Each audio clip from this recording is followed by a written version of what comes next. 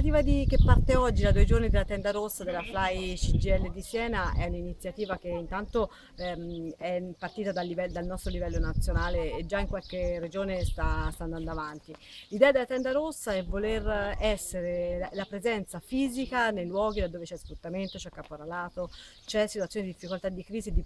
precarietà dei lavoratori. Abbiamo scelto, è la prima data in Toscana, è la prima in assoluto, tant'è che la tenda la prossima settimana andrà in Emilia perché girerà un po' per varie regioni. La prima data abbiamo volutamente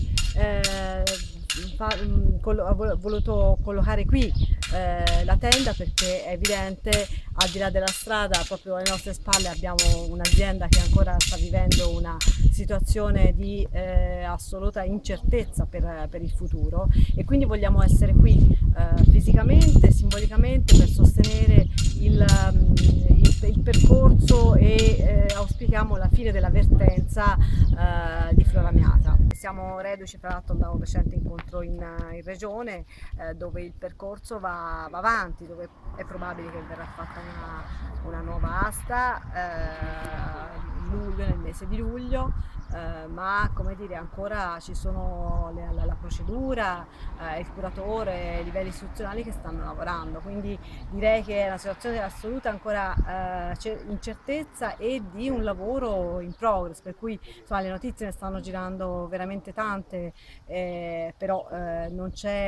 sono assolutamente le basi per capire quello che sarà l'evoluzione della situazione di Floramiata. Per questo siamo a maggior ragione qui, perché vogliamo in qualche modo che il futuro venga garantito all'azienda e ai lavoratori e all'intero territorio, perché questa azienda è un patrimonio comunque del territorio e di chi lo vive.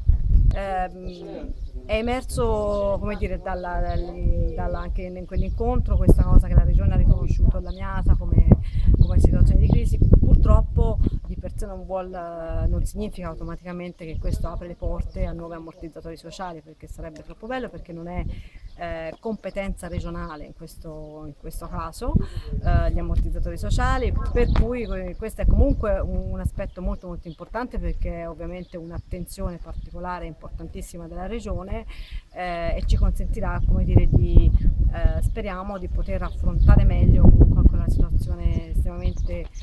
difficile e delicata dei lavoratori di quello che stanno vivendo.